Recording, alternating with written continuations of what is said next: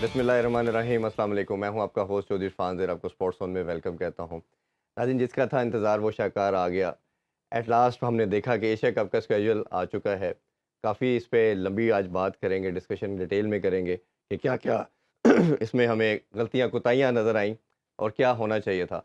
उसके अलावा सबसे इम्पोर्टेंट चीज़ ये है कि वर्ल्ड कप का प्रोमो भी जारी कर दिया गया है और उसके अलावा पाकिस्तान ने सबसे बड़ी न्यूज़ भी ये है कि आज टेस्ट मैच तकरीबन ऑलमोस्ट 1 साल के बाद विक्ट्री अपने नाम की। श्रीलंका को उन्होंने 4 विकेटों से शिकस्त दी। डिस्कशन करने के लिए मेरे साथ स्टूडियो मौजूद है अबू बकर बिलाल और ज़ार बाजवा साहब। अस्सलाम वालेकुम जी। और वीडियो लिंक पे हमें जॉइन करेंगी महक खोखर भी। अस्सलाम वालेकुम। जी, वालेकुम पहले अस्सलाम। मेरा ख़्याल है स्टार्ट करते हैं हम सबसे पहले एशिया कप के स्केड्यूल से कर लेते हैं मेरा ख़्याल है। काफ़ी वेट किया हमने और हमें लगा कि ये शायद मुझे तो अपनी हिस्ट्री में जब भी रिकॉल कर रहा था मैं कि कोई किसी बड़े इवेंट का इतने टाइम पहले तक हमने वेट नहीं किया।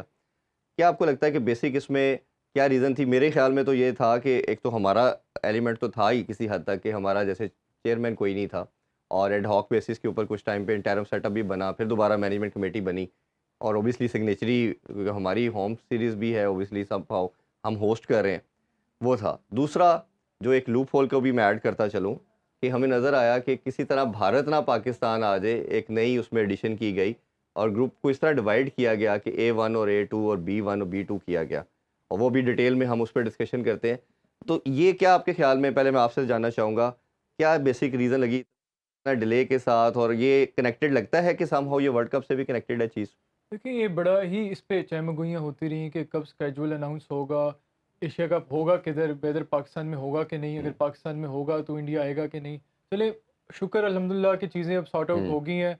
And being a fan of cricket, हमें इस चीज़ को लुक फॉरवर्ड करना चाहिए कि एक बड़ा एक्साइटिंग किस्म का एशिया जी, कप होगा, जिसमें ना सिर्फ इंडिया और पाकिस्तान तो हैवीवेट्स हैं ही एशियन क्रिकेट के, लेकिन जी, एक इमर्जिंग अफ़गानिस्तान है आपके पास, जो आहिस्ता-आहिस्ता दिन-ब-दिन उनकी परफ़ॉर्मेंस बेहतर हो इम्प्रूव रही। हो रही है। और बांग्लादेश भी कोशिश करेंगे कि दोबारा से अपने आप को रिवाइव करें। तो बड़ी एक्साइटिंग ये टूर्नामेंट होगा, ख़ास तौर पे वर्ल्ड कप ईयर में। वर्ल्ड कप से पहले एक किस्म का ये वर्ल्ड कप का प्रैक्टिस प्रैक्टिस सेशन शुरू नॉकआउट करा। सेशन। अच्छा, वो अगर मैंने जैसे दूसरी बात ऐड की हमें लग रहा था कि किसी तरह वो चाह रहे हैं कि हमारा जो मैच है भारत का इस तरह हो कि वो श्रीलंका में ही हो और पाकिस्तान ना आना पड़े भारत को। कैजुअल में हमने ये देखा कि उन्होंने फिक्स कर दिया कि पाकिस्तान को उन्होंने हमें A1 कर दिया, भारत को A2 कर दिया। इसी तरह दूसरे ग्रुप में श्रीलंका को उन्होंने B1 कर दिया डिक्लेयर और फिर उन्होंने बांग्लादेश को B2 कर दिया। और अगर इन दोनों में से कोई सिटीज़ नहीं क्वालीफाई करती तो फिर नेपाल हमारे ग्रुप में है, वो उनको रिप्लेस करेगा और इसी तरह सिमिलरली लाइकवाइज़ जो दूसरे अफ़गानिस्तान। अफ़गानिस्तान है वो उसको रिप्लेस करेगा और जो कि most likely Pakistan versus Bangladesh है। तो ये आपको लगता है कि ये डिसीजन, इस तरह की चीज़ें क्रिकेट को हैम्पर कर सकती हैं? और ये मुझे तो ऐसा कोई रिकॉल नहीं, मैं करना चाहूँ तो मुझे तो नहीं याद आता कि हमेशा ग्रेडिंग होती है आपके स्कोर के ऊपर। आप जितने टीम ने पॉइंट्स लिए होते हैं उस बेस के ऊपर टीम की ग्रेडिंग होती है। तो इसको कैसे देखते हैं? देखिए, ये फ़ॉर्मूला इम्प्लीमेंट होना था और उसकी रीज़न ये थी कि सिर्फ़ इंडिया आप एशिया कप बाहर इसी वजह से ले गए न्यूट्रल वेन्यू के ऊपर या हाइब्रिड मॉडल के तहत, जो भी आप कह लें, कि इंडिया पाकिस्तान नहीं आना चाहता। तो इंडिया जब पाकिस्तान नहीं आना चाहता तो मेरा ख़्याल है कि ये डिबेट नहीं होनी चाहिए कि A1 या B2, क्योंकि जब इंडिया ने पाकिस्तान आना ही नहीं है, तो फिर उस फ़ॉर्मूला का एक नया फ़ॉर्मूला बनाया गया और यकीनी तौर पर पाकिस्तान क्रिकेट बोर्ड की इसके अंदर मुशावरत भी शामिल होगी। जी।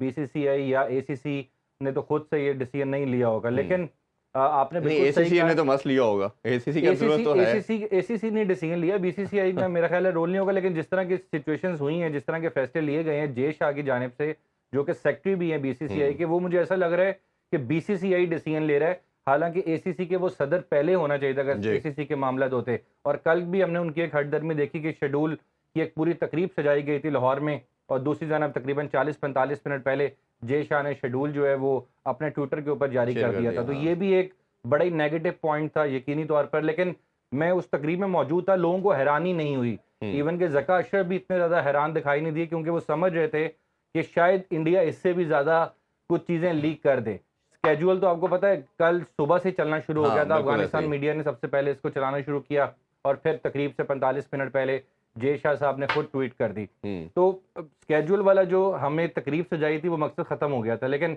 पाकिस्तान क्रिकेट बोर्ड ने भी देखें एक सरप्राइज़ एसीसी को भी किया है।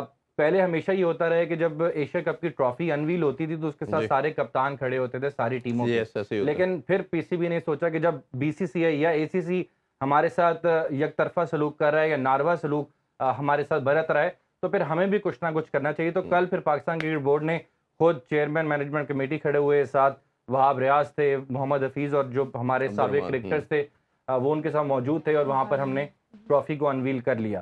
तो दोनों तरफ से मुझे लगा कि सरप्राइजेस आए हैं।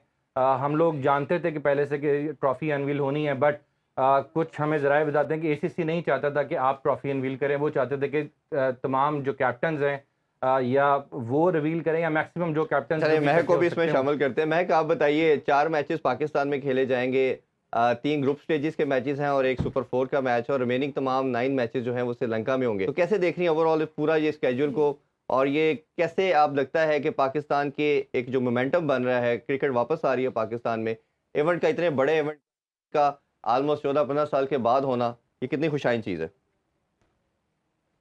बिल्कुल, आपने बिल्कुल सही कहा। 15 साल बाद हमारे पास एक ऐसा टूर्नामेंट वापस आ रहा है, जो मैं इसके बारे में पहले भी बात कर चुकी हूँ कि ये पाकिस्तान में इंटरनेशनल क्रिकेट और इस तरह के इवेंट्स स्पेसिफिकली वापस आने की रिवाइवल के लिए कितना ज़रूरी है। काफ़ी डिबेट्स चल रही थी कि अगर नजम सेठी और कोशिश कर सकते थे कि पूरा ही एशिया कप पाकिस्तान में खेला जाए, हाइब्रिड मॉडल ना एक्सेप्ट हो, लेकिन मेरे ओपिनियन में मुझे लगता है ये हमारी जीत थी। मैं पहले दिन से कहती जा रही हूँ कि छोटी प्रोग्रेस से ही आप देखें कि छोटी प्रोग्रेस से आप बेसिकली ऊपर जा रहे हैं, और ये हमारे लिए एक जीत है कि हमें फिर भी 4 मैचेस मिले हैं होस्ट करने के लिए। ये फिर भी बेहतर है कि हम पूरा ही एशिया कप ना होस्ट करते। हमें ऑब्वियसली पता पहले से ही था कि 4 मैचेस ही हमें दिए जाएंगे पाकिस्तान में, एंड अभी अब स्केड्यूल निकल चुका है। हमने कल अनवीलिंग भी देखी थी ट्रॉफी की, नए पीसीबी चेयरमैन के साथ, उसके साथ कुछ हमारे लेजेंडरी पुराने प्लेयर्स भी मौजूद थे। वकार यूनुस भी थे, वहाब रियाज जो इस वक्त स्पोर्ट्स मिनिस्टर भी हैं वो भी मौजूद थे। सो मैं कहूँगी कि हमारे लिए, इन माय ओपिनियन, मुझे लगता है ये बहुत ही ज़रूरी चीज़ थी कि हम हाइब्रिड मॉडल को ही एक्सेप्ट करें। कहा जा रहा है कि वर्ल्ड कप के साथ भी हम रिलेट कर रहे हैं कि वर्ल्ड कप भी पाकिस्तान ने जाना है। अभी छोटा सा ब्रेक लेते हैं, वापस आके पाकिस्तान की विक्ट्री के हवाले से बात करते हैं। Stay with us. Welcome back in spots on. हम बात कर रहे हैं पाकिस्तान वर्सेस श्रीलंका सीरीज़ के हवाले से। कल हमने बात की थी कि पाकिस्तान जीतेगा इंशाल्लाह, और हम सेलिब्रेट करेंगे। बड़ी खुशाइन विक्ट्री। 1 साल से हम कोई टेस्ट मैच नहीं जीते थे, और बाबर आजम की कैप्टनसी के ऊपर भी क्वेश्चन मार्क था। क्या आपको बेसिक लगता है साउथ कील की अगर इनिंग्स को हम साइड पे कर दें तो ओवरऑल परफॉर्मेंस को कैसे देखते हैं आप? देखिए, पाकिस्तान की परफॉर्मेंस अच्छी रही, इसमें नो डाउट साउथ शकील ने बहुत क्रूशल रोल प्ले किया, लेकिन पाकिस्तान के जो बॉलर्स हैं और ख़ास तौर पे फील्डर्स, उनका बड़ा क्रूशल रोल। आपने देखा होगा कि श्रीलंका को काफ़ी हाफ चांसेस मिले जो उनके फील्डर्स ने कैच ड्रॉप किए, जबकि हमारे फील्डर्स को जब हाफ चांस मिले उन्होंने बहुत अच्छे कैच लिए। मामूल हक ने बहुत अच्छा कैच लिया, बाबर आजम ने लिया, बाबर ने बहुत अच्छा लिया। हर हमारे फील्डर ने तो जो हाफ चांसेस जहाँ श्रीलंका ने मिस किया, वहाँ पाकिस्तान ने उसको ग्रैब किया। और अगर हम पूरे टेस्ट को एनालाइज करें और जो डिफरेंस देखें, मेरे ख्याल में फील्डिंग थी, otherwise very hard to differentiate between the two teams. मेरा ख्याल है बहुत इंपॉर्टेंट आपने पॉइंट जिक्र किया। मेरा अपना भी मानना ये है कि पाकिस्तान अगर ये मैच जीता है, साउथ कील की इनिंग्स तो अपनी जगह पे स्टैंड अलोन खड़ी है, उसके साथ कैचेस थे। अगर पाकिस्तान की अगर हिस्ट्री देखें तो टेस्ट मैचेस में इतनी शानदार कभी कैचिंग हमने नहीं देखी। अच्छा, थोड़ी सी बात मैं आपको पेस अटैक के हवाले से करना चाहूँगा। हमने जनरली देखा कि हमारे बैटर तो टॉप ऑर्डर रन नहीं कर पाया, उसमें हमें शाहीन नए बॉल के साथ बड़ा आउटस्टैंडिंग हमेशा नजर आए, नसीम शाह विकेटलेस रहे। तो हमारे पेस अटैक की कैसे लगता है आपको कि 2 बॉलर काफ़ी हैं या नेक्स्ट मैच में 3 के साथ भी जाना चाहिए? देखिए, अगर कंपैरिजन करें पाकिस्तान और श्रीलंका की दोनों की फास्ट बॉलिंग लाइनअप का, तो मुझे लगता है कि पाकिस्तानी फास्ट बॉलर्स ने ज़्यादा अच्छा जो है ना वो खेल पेश किया इस टेस्ट मैच के अंदर। श्रीलंकन, आपको पता है, विश्वा एक न्यू उनके पास फाइंड थी, और इतने ज़्यादा इफेक्टिव वो साबित हो नहीं सके। हालांकि कंडीशंस उनकी अपनी थी, लेकिन वो कंडीशंस ऐसी थी कि वहाँ पर फास्ट बॉलर को ज़्यादा हेल्प नहीं मिली। बट अगर ओवरऑल देखा जाए तो पाकिस्तान ने जो 2023-2025 वर्ल्ड टेस्ट चैंपियनशिप का जो सर्कल का पहला अपना आगाज़ किया है, वो बड़ा ही शानदार किया। उसके अंदर 2-3 चीज़ें बड़ी प्रोमिनेंट नज़र आई। ना सिर्फ हमें जीत मिली, बल्कि हमने ये भी देखा कि हमने पहली इनिंग के अंदर 450 प्लस रन किए, और अगर उसमें हमारा रन रेट देखें पर ओवर तो वो 3.85 था। और दूसरी इनिंग के अंदर गो के हम आउट होते रहे, हमारे 6 खिलाड़ी आउट हुए, बिल्कुल उसी रवायती अंदाज में हमने फतह समेटी जिस तरह पाकिस्तान टीम चलती आ रही है। बट उसके बावजूद हमने देखा कि जो करंट रन रेट था वो उनका 4+ था। तो ये एक बड़ी ज़बरदस्त पॉजिटिव चीज़ जो है वो पाकिस्तान टीम के अंदर दिखाई दी। और जिस तरह इजहार ने कहा कि फील्डिंग ने बड़ा वाइटल रोल प्ले किया, बल्कि दोनों को डिफरेंशिएट कर दिया कि श्रीलंका कहाँ खड़ी थी और पाकिस्तान कहाँ खड़ी थी। ज़्यादा फर्क नहीं था बैटिंग बॉलिंग में। साउथ शकील की तो एक इनिंग ही एक डिफरेंट किस्म की थी, आउट क्लास किया, उनकी तो जितनी तारीफ की जाए जी कम है। बिल्कुल। और पहले छठा उनका टेस्ट मैच था, डबल सेंचुरी उन्होंने कर दी पाकिस्तान के। पहले वो ऐसे बैटर बन गए हैं जिन्होंने श्रीलंका के अंदर डबल सेंचुरी की है, जी तो एक बड़ा एजाज़ है सऊद शकील के लिए। और पाकिस्तान को मेरा ख्याल है कि अब थोड़ा सी तसल्ली इत्मीनान मिलेगा कि मिडिल ऑर्डर के अंदर हमारे पास कोई ऐसा प्लेयर player है हाँ, जो कि एंड तक जा सकता है, जो कि लंबा खेल सकता है और जो कि रन चला सकता और है टेल के साथ भी रन टेल करता के है। साथ। जी मैं आपसे मैं जानना चाहूँगा थोड़ा स्पिनर के हवाले से, हमें लगता है कि पाकिस्तानी बॉलर जो स्पिन डिपार्टमेंट में थोड़ा वीक नज़र आ रहे थे, थोड़ा वल्नरेबल थे। हमारे स्टैट्स एक मेरी नज़र से गुजरे हैं, उसमें था कि पाकिस्तानी टीम दुनिया में सेकंड नंबर पे है, वीकेस्ट साइड है, जो फोर्थ इनिंग्स में आउट करती है स्पिनर के तौर पे। तो आप कैसे देखते हैं इस स्पिन डिपार्टमेंट को और दोनों स्पिनर की परफॉर्मेंस को? देखिए, फर्स्ट इनिंग्स में हमने देखा अबरार अहमद ने काफ़ी अच्छा हमारे लिए डिलीवर किया। फिर दूसरे इनिंग्स में हमने नुमान अली को देखा, उसने पाकिस्तान के लिए बहुत ही क्रूशल विकेट्स ली थी। लेकिन आई डू थिंक कि जो हमारे फास्ट बॉलर्स थे उन्होंने, बल्कि इवन दो ये जो पिच है, ये ऑब्वियसली हमने ये पहले भी डिस्कस किया हुआ है कि ये जो पिच है ये स्पिन फ्रेंडली पिच है, इस पर स्पिनर ज़्यादा इफेक्टिव होते हैं। ऑब्वियसली हमने ये देखा भी है दोनों श्रीलंका और पाकिस्तान की साइड से। लेकिन पाकिस्तान की साइड से मैं कहूँगी कि हमारे फास्ट बॉलर्स ज़्यादा इफेक्टिव रहे थे।